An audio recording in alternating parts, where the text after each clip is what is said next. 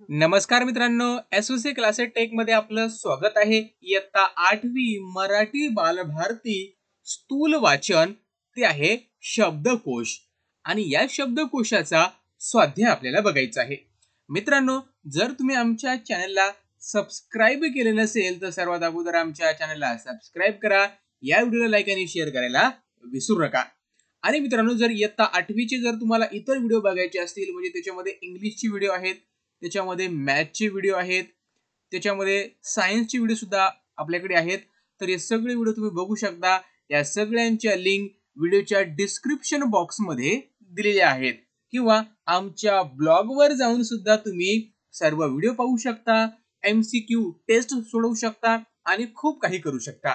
चला तर सुरुवात करूया या व्हिडिओला. पहिला प्रश्न इथे विचारलेला आहे. नम्रता, अंबर, आलोक, वरद, वनिता, समीर, शर्वरी, शेखर, समीरा, मानशी, माधवी हे शब्द अकार विल्वे प्रमाणे लावा. तर इथं आपण लावलेले आहेत ते बघून घेऊया. अंबर येईल, त्यानंतर आलोक, नम्रता, माधवी, मानसी, वनिता, वरद, शर्वरी, शेखर, समीरा आणि समीर. प्रश्न दुसरा आहे. तुम्हाला पाठातील एखाद्या शब्दाचा अर्थ शोधायचा असेल तर यापुढे तुम्ही तो कसा शोधाल ते सोदाहरण सांगा. उत्तर आहे. मला पाड्यावरचा चहा या पाठातील मेंढी या शब्दाचा अर्थ शोधायचा आहे.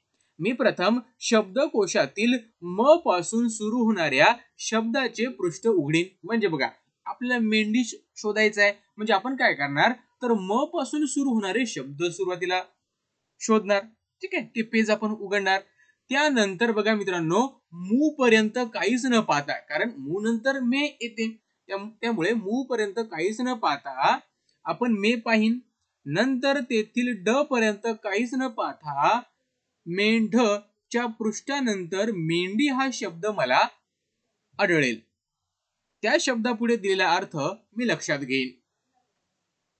प्रश्न तिसरा आहे. शब्दकोशाचा तुम्हाला कळलेला उपयोग तुमच्या शब्दात सांगा. उत्तर आहे. शब्दाचा अचूक अर्थ कळणे आणि शब्दाची व्युत्पत्ती लक्षात येणे, शब्दाचे लिंग कळणे हा शब्दकोशाचा उपयोग आहे. शिवाय त्या शब्दाचे समानार्थी शब्दही त्यात असतात.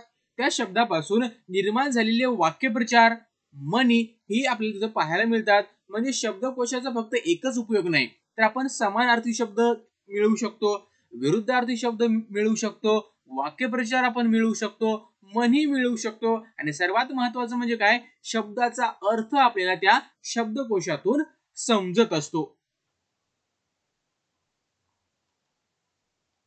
प्रश्न चौथा. शब्दकोशासंबंधी खालील मुद्द्यांना धरून परिच्छेद तयार करा. पहिला मुद्दा दिलेला आहे शब्दकोशाचा उपयोग.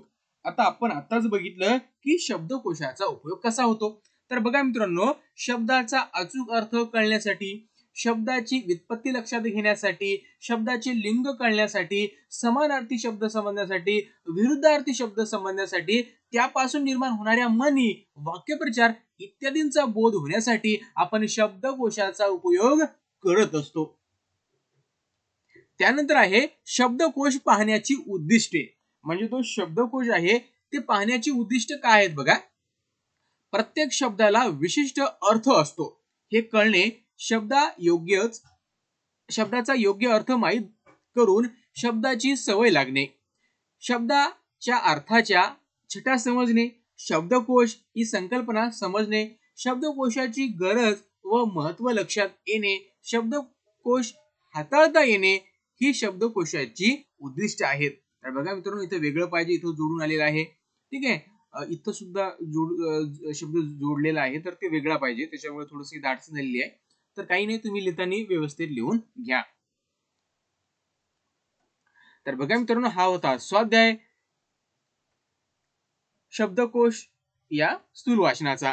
आणि मित्रांनो, जर तुम्हाला हा व्हिडिओ आवडला असेल तर नक्की तुम्ही तुम्ही आमच्या चॅनलला सबस्क्राईब करू शकता, या व्हिडिओ लाईक आणि शेअर करू शकता. आणि सर्वात महत्त्वाचं म्हणजे तुम्ही आमच्या SVC ट्युशन क्लासेस ब्लॉग स्पॉटला व्हिजिट करू शकता आणि सर्व व्हिडिओ मिळवू शकता. Thanks for watching.